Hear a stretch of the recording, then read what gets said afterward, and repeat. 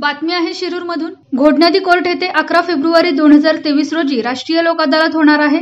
त्या पार्श्वभूमीवर पुणे जिल्हा विधी सेवा प्राधिकरणच्या सदस्य सचिव तथा न्यायाधीश श्रीमती एम.डी. कश्यप यांनी शुक्रवारी दिनांक 20 जानेवारी 2023 रोजी शिरूर न्यायालयाला भेट दिली।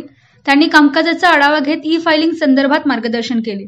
तसेच उपस्थितांशी संवाद साधत शिरूर न्यायालयाच्या संबंधित कामकाजाबाबत समाधान व्यक्त केले। शिरूर न्यायालयाचे प्रमुख न्यायाधीश व्ही कुलकर्णी यांनीही यावेळी मार्गदर्शन केले। यावेळी 6 दिवाणी न्यायाधीश के.एम. मुंडे, 6 दिवाणी न्यायाधीश श्रीमती टी.एस. वाकडीकर तसेच शिरूर वकील संघाचे अध्यक्ष व्ही सावंत, उपाध्यक्ष जी.बी. करपे, महिला उपाध्यक्षा एस.पी. काशीकर, शेतकरी त्याचप्रमाणे पंचायत समिती, पोलीस स्टेशन व बँकांचे प्रतिनिधी उपस्थित होते। कार्यक्रमावेळी प्रास्ताविक शिरूर वकील संघाचे सचिव ॲडव्होकेट अतुल खेडेकर यांनी केले, तर आभार ॲडव्होकेट व्ही सावंत यांनी मानले। याच बातमीचा प्रत्यक्ष आढावा घेतला आहे आमचे विभागीय संपादक रवींद्र खुडे यांनी। पाहूयात। काय सांगाल आपण या ठिकाणी शिरूर घोडनदी कोर्टामध्ये आलात, आपल्या भेटीमागचं प्रयोजन काय होतं? ही फायलिंग संदर्भात आपण जी माहिती दिली, काय सांगाल आपण? नमस्कार, मी मंगल दीपक कश्यप, सचिव विधी सेवा प्राधिकरण पुणे।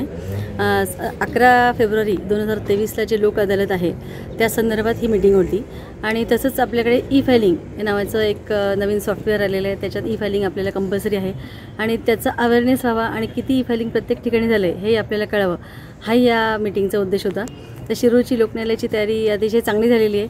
मागच्या लोक अदालतमध्ये सुद्धा त्यांनी प्री लिटिगेशनमध्ये 18,000 केसेस त्यांच्या निकाली निघाल्या होत्या। यावेळेस पण मीटिंगवरून मला असं वाटतं की शिरूरच आता पुन्हा नंबर 1 राहील असं माझी अपेक्षा आहे आणि असं खात्री आहे मला।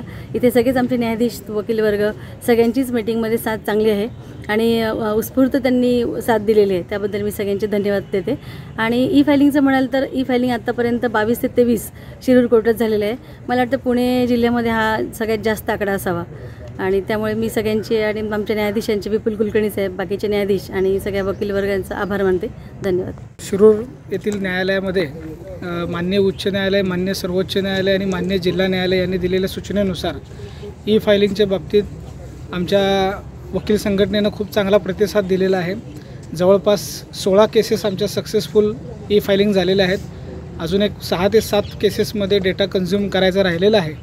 तरी येथील वकील मंडळी, पक्षकार मंडळी ई-फायलिंग करण्याबाबत अतिशय उत्सुक आहेत। कोणाच्याही मनामध्ये नकारात्मकता नाही आहे आणि सगळ्या जणांना टेक्नॉलॉजीचा जास्तीत जास्त वापर करण्याची इच्छा दिसून येते। ई-फायलिंगमुळे अनेक फायदे पक्षकारांना होणार आहेत। पक्षकारांच्या केसेस लवकर मिटवण्यासाठी तसेच लवकर न्याय देण्यासाठी मदत होणार आहे। केसेस मिसिंग होण्याचंही प्रमाण कमी होणार आहे। त्यामुळे मी तालुका विधी सेवा समिती व सर्व वकील संघटनेच्या वतीनं सर्वांना आवाहन करतो की ई-फायलिंगबाबतच जास्तीत जास्त केसेस न्यायालयात दाखल कराव्यात। आज शिरूर न्यायालयामध्ये पुणे जिल्हा विधी सेवा समितीच्या सचिव कश्यप मॅडम या उपस्थित आहेत। त्यानिमित्तानं ई-फायलिंग आणि लोक न्यायालयाबाबत त्यांनी अतिशय मोलाचं असं मार्गदर्शन केलेलं आहे। ई-फायलिंगमध्ये शिरूर तालुक्याचा पुणे जिल्ह्यामध्ये प्रथम क्रमांक यावा यासाठी आमचा शिरूर तालुका वकील संघ हा प्रयत्न करत असून 16 केस ह्या सक्सेसफुली ई-फायलिंग झालेल्या आहेत। आणखी आणि दररोज आम्ही या प्रकारच्या केसेस ई-फायलिंग करण्यावर जोर देणार आहोत। त्या अनुषंगानं सांगावंसं वाटतं की ई-फायलिंगचं संकल्पना आल्याबरोबर आमचे न्यायालयाचे मुख्य न्यायाधीश कुलकर्णी साहेब आणि इतर सहन्यायाधीश यांनी आमच्या बारमध्ये येऊन वकिलांना आवश्यक त्या सूचना देऊन PDF फाईल देऊन संपूर्ण मार्गदर्शन त्यांनी केलेलं आहे आणि त्या मार्गदर्शनाप्रमाणे आमच्या वकील संघाच्या सर्व सदस्यांनी ई-फायलिंग करण्याचा निर्णय घेतलेला आहे। तर भविष्याच्या दृष्टीने विचार केला तर ई-फायलिंग हे अतिशय महत्त्वाचं आहे। संपूर्ण डाटा हा ऑनलाईन दिसणारा असून केसेस गहाळ होऊन कागदपत्र हरवण्याचं प्रमाण जरी कमी होणार आहे आणि त्या अनुषंगाने सर्व माहिती ही ऑनलाईन राहणार असल्यामुळे भविष्यात सर्वसामान्य जनतेसाठी हे अतिशय उपयुक्त आणि फायद्याचे असं काम आहे। त्याबाबत आम्ही सर्व न्यायालयांचं आणि आभार व्यक्त करतो आणि या ठिकाणी थांबतो।